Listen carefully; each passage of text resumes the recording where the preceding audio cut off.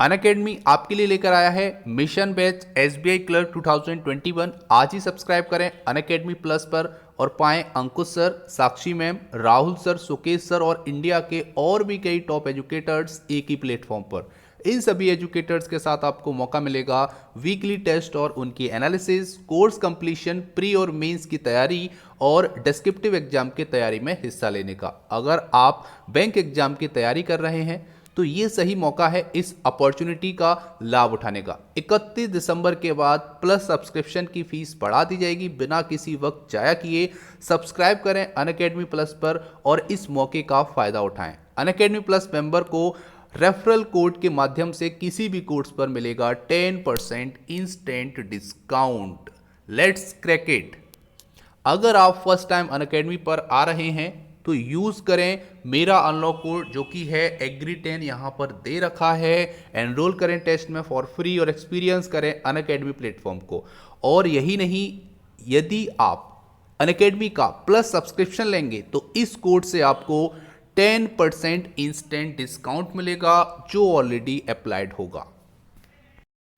Hello friends, welcome back in agree Mantra channel changing the way of thinking. और आज हम बात करेंगे 20 दिसंबर 2020 के इम्पोर्टेंट एग्रीकल्चर करंट अफेयर्स जो एग्जाम के पॉइंट ऑफ व्यू से काफ़ी इम्पोर्टेंट रहने वाले हैं, इसीलिए वीडियो को एंड तक जरूर देखें। तो यहाँ पर हम बात करेंगे सबसे पहले 10 economist write to Tomar cite reason why central should repeal flawed farm laws. तो पहले आपको बताता हूँ, साइट मतलब होता है हवाला देना और फ्लॉट का मतलब होता है त्रुटिपूर्ण। तो यहाँ पर बात हो रही है कि 10 इकोनॉमिस्ट ने हमारे प्रेजेंट के union agriculture minister Narendra Singh Tomar को लेटर लिखा है और उन्होंने यहाँ पर कुछ रीज़न, कुछ कारण का हवाला देते हुए यहाँ पे बताया है कि क्यों सेंटर को ये जो बिल हैं जो कि त्रुटिपूर्ण बिल हैं इनको रिपील करना चाहिए, मतलब इनको वापस लेना चाहिए, रद्द करना चाहिए। तो जानेंगे कौन कौन से रीज़न उन्होंने अपने लेटर में बताए हैं और बिल से रिलेटेड जितनी भी इंपॉर्टेंट इन्फॉर्मेशन होगी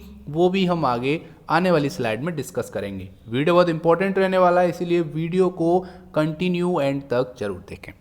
यहाँ पर अगर हम बात करेंगे तो top 5 India's export destinations of fresh grape 2019-20 का डेटा है। तो यहाँ पर एपीडा की ऑफिशियल रिपोर्ट से लिया गया डेटा है। तो यहाँ पर बात करेंगे भारत ने सबसे ज़्यादा किन कंट्रीज़ को फ्रेश ग्रेप्स एक्सपोर्ट किए हैं, मतलब भारत जो 100% एक्सपोर्ट करता है उसमें से सबसे ज़्यादा किन 5 कंट्रीज़ को भारत ने 2019-20 में ग्रेप एक्सपोर्ट किए हैं। तो जानेंगे इसके बारे में डिटेल में, वीडियो बहुत इंपॉर्टेंट रहने वाला है। फ्रेंड्स, एक और इन्फॉर्मेशन, अगर आप एग्रीकल्चर फील्ड ऑफिसर के लिए अनअकैडमी पर मुझसे पढ़ना चाहते हैं तो आपको वहाँ पर ज्वाइन करना होगा प्लस सब्सक्रिप्शन क्लासेस, जिसके लिए आपको यहाँ पर एक कोड दिया गया है एग्री10। ठीक है, एग्री10 आप जैसे ही उसमें डालोगे तो वहाँ पर आपको डिस्काउंट मिलेगा, तो आप एनरोल कर सकते हैं। जो भी बच्चे एनरोल कर लें इसका स्क्रीनशॉट मुझको व्हाट्सअप कर सकते हैं ताकि मैं क्लासेस कंटिन्यू करूँ। ठीक है,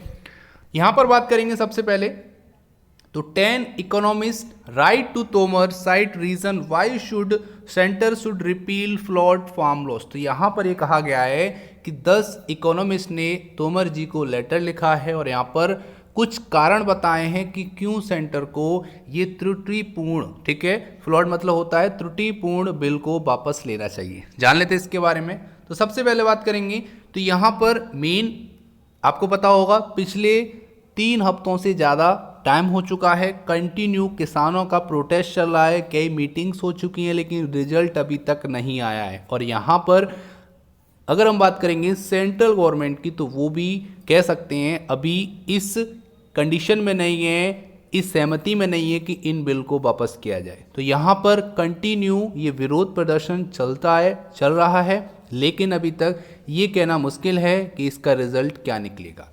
तो यहाँ पर बात करेंगे तो कौन कौन से पॉइंट उन्होंने इस लेटर में लिखे हैं वो जान लेते हैं। तो यहाँ पर बोला है they pointed out several reason to repeal the law. तो यहाँ पर कुछ रीजंस हैं, जैसे बात करेंगे first they said that making a central act that override and undermine the role of state government. तो यहाँ पर स्टेट गवर्नमेंट के रोल को अंडरमाइन किया गया है, ओवरराइड किया गया है, मतलब है कि उनको दरकिनार किया गया है इन बिल से। जो राज्य सरकार की शक्तियाँ होती हैं वो एक तरह से हटा ली गई हैं इन बिल से, और रियलिटी में अगर देखा जाए तो सेंट्रल गवर्नमेंट के साथ साथ स्टेट गवर्नमेंट का भी रेगुलेशन एपीएमसी और एग्रीकल्चर रिलेटेड जितने भी बिल होते हैं उसमें होना चाहिए, लेकिन यहाँ पर फुली सेंट्रल गवर्नमेंट ने इसको ऑपरेट किया है। तो ये सबसे बड़ी प्रॉब्लम है, क्योंकि आपको भी पता है कि हर स्टेट में जो प्रोडक्ट हैं उनके प्राइसेस फ्लक्चुएट होते हैं। खासकर अगर हम बात करेंगे, जैसे अगर हम बात करेंगे कोई ऐसा स्टेट है जहाँ पर एग्रीकल्चर पॉइंट ऑफ व्यू से बहुत ज़्यादा प्रोडक्शन होता है तो उसकी जो कंडीशंस है प्रेजेंट में वो अलग हैं, जहाँ पर कम होता है वहाँ की कंडीशंस अलग हैं। तो यहाँ पर स्टेट गवर्नमेंट की राय लेना बहुत ज़रूरी था, लेकिन ऐसा नहीं हुआ है। तो ये कंडीशन यहाँ पर उन्होंने बताई है, जो कि एक तरह की त्रुटि है सेंट्रल गवर्नमेंट के द्वारा। यहाँ पर आगे ये भी बोला गया है कि both from the point of view of the centre state power balance and also from that the farmer interest. तो यहाँ पर सेंट्रल गवर्नमेंट और स्टेट गवर्नमेंट को बैलेंस तरीके से इन बिल को सहमति से पारित करना चाहिए था। उसके साथ साथ प्लस में फार्मर का इंटरेस्ट भी उनको इंक्लूड करना चाहिए था। देन यहाँ पर जो एग्रीकल्चर बिल हैं उनको फाइनली पास करना चाहिए, लेकिन ऐसा नहीं हुआ है।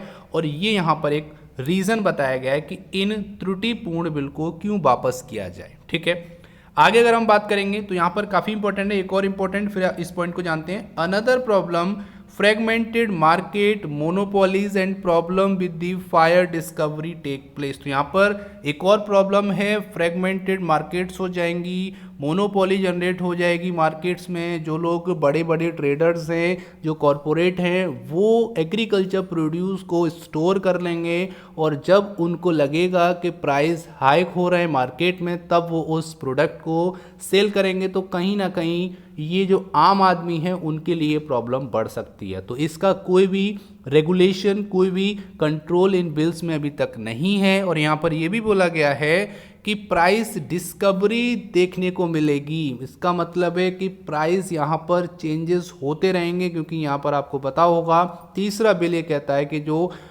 असेंशियल कमोडिटी हैं उनको हटा लिया गया है असेंशियल कमोडिटी लिस्ट से, जो कि एक अमेंडमेंट पास हुआ था, जो तीसरा बिल था, जो कि यहाँ पर आप देख पा रहे होंगे। इस बिल का अमेंडमेंट पास होने से क्लियर हो गया है कि जो 5 एग्रीकल्चर कमोडिटीज़ थी, जैसे प्याज हो गया, आपका पोटैटो हो गया, ऑयल हो गया, तो इन चीज़ों को इस लिस्ट से बाहर कर दिया गया है। सेंट्रल गवर्नमेंट का अब इन प्रोडक्ट पे कोई भी बोल सकते हो कंट्रोल नहीं रहेगा। इसका मतलब सीधा सीधा है कि जो ट्रेडर्स हैं, जो एक तरह से बोल सकते हो कालाबाजारी करते हैं, उनको एक अच्छा मौका मिल जाएगा ज़्यादा पैसे कमाने का। तो ये कहीं ना कहीं एक बहुत बड़ी त्रुटि है इन बिल्स में। तो कहने का मतलब है कि ये भी एक बहुत बड़ा रीज़न है, और इस रीज़न को भी उन्होंने इस लेटर में लिखा है। आगे बात कर लेते हैं, तो इस पॉइंट को जान लेते हैं, काफ़ी इंपॉर्टेंट है। तो यहाँ पर है as per the ministry of agriculture in July 2019। तो 2019 जुलाई की अगर हम बात करें तो मिनिस्ट्री ऑफ एग्रीकल्चर के अकॉर्डिंग उन्होंने यहाँ पर डेटा रिलीज किया था कि more than 20 state had already amended their APMC act. इसका मतलब है कि 20 स्टेट से ज़्यादा स्टेट्स ने एपीएमसी एक्ट को अमेंड किया था, और उन्होंने अलाउ किया था प्राइवेट मंडीज़ को, ई ट्रेडिंग प्लेटफॉर्म को, इलेक्ट्रॉनिक पेमेंट को, और जैसे ई नाम को। ठीक है, ये भी कहना था with all of them functioning under regulation of state government. जितने भी ये फंक्शनिंग हो रही थी, जितने भी ये बोल सकते हो मोड्स आए थे, ये एपीएमसी एक्ट को अमेंड करके लाए गए थे। और ये जितना भी आपका रेगुलेशन हो रहा था वो किसके अंडर में था? स्टेट गवर्नमेंट के अंडर में था। अब जाके ये जितना भी रेगुलेशन होगा, फंक्शनिंग होगी, वो किसके अंडर में होगी? ये उसी सेंट्रल गवर्नमेंट के अंडर में। ये बड़ी प्रॉब्लम जनरेट हो रही है, और इसीलिए उन्होंने यहाँ पर तोमर जी को लेटर लिखा है, और यहाँ पर बोला गया है कि ये जो त्रुटिपूर्ण बिल हैं इनको वापस किया जाए। उनका कहना है कि ये क्यों वापस होने चाहिए, उसके कारण भी उन्होंने यहाँ पर क्लियरली मेंशन किए। यहाँ पर ये 3 बिल हैं जिनको पास किया गया, पहले लोकसभा से, फिर राज्यसभा से, फाइनली राष्ट्रपति जी की यहाँ पर मंजूरी मिल गई 27 सितंबर को। यहाँ पर डेट थोड़ा सा मैं जल्दी से आपको बता देता हूँ। तो यहाँ पर बात करेंगे 5 जून को ऑर्डिनेंस आया, ठीक है। उसके बाद 17 सितंबर को लोकसभा से 2 बिल पास हुए, फर्स्ट और सेकंड। देन यहाँ पे 20 सितंबर की बात करेंगे तो यहाँ पर ये आपका जो 2 बिल हैं ये आपके राज्यसभा से पास हुए, 17 को लोकसभा से पास हुए थे। देन 22 सितंबर को थर्ड बिल पारित हुआ राज्यसभा से।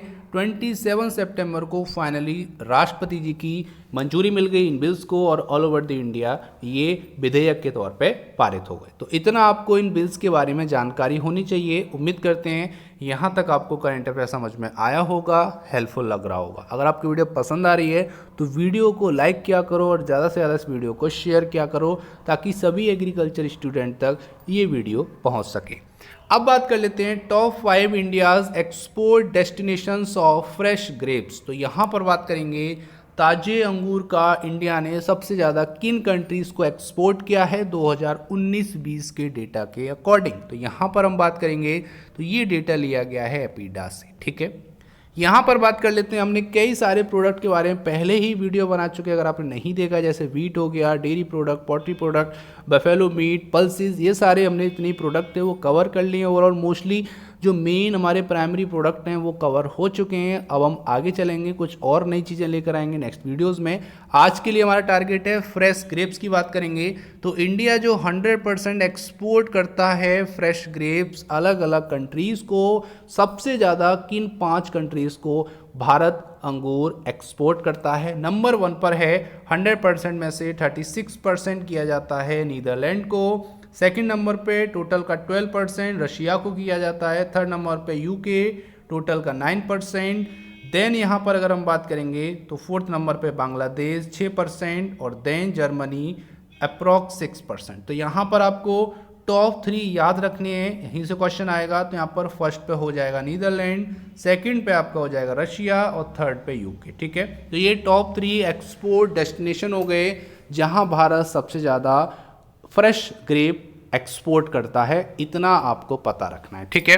अब बात कर लेते हैं यहाँ पे value and percentage share in total. तो यहाँ पर नीदरलैंड की बात करेंगे 2019-20 में ये आपकी क्वांटिटी है, ठीक है, मेट्रिक टन में। ये रुपीज़ लाख में एक्सपोर्ट हुआ है और यहाँ पर परसेंटेज ग्रोथ बताई गई है पिछले ईयर के कंपेरिजन में। तो यहाँ पर नीदरलैंड को 78,672.33 लाख रुपीज़ का एक्सपोर्ट हुआ है, जो कि पिछले ईयर से 107.76% की ग्रोथ देखी गई है। रशिया बात करेंगे सेकंड नंबर पे आता है। तो यहाँ पर अगर हम बात करेंगे तो यहाँ पर 26,558.79 लाख रुपीज़ का एक्सपोर्ट हुआ है, पिछले ईयर कंपेयर में 36.53% का यहाँ पर ग्रोथ देखा गया है। थर्ड पे बात करेंगे तो यूके है। यूके आपका है 20,544.30 लाख रुपीज़ का यहाँ पर एक्सपोर्ट किया गया है। 27.84% की ग्रोथ देखी गई है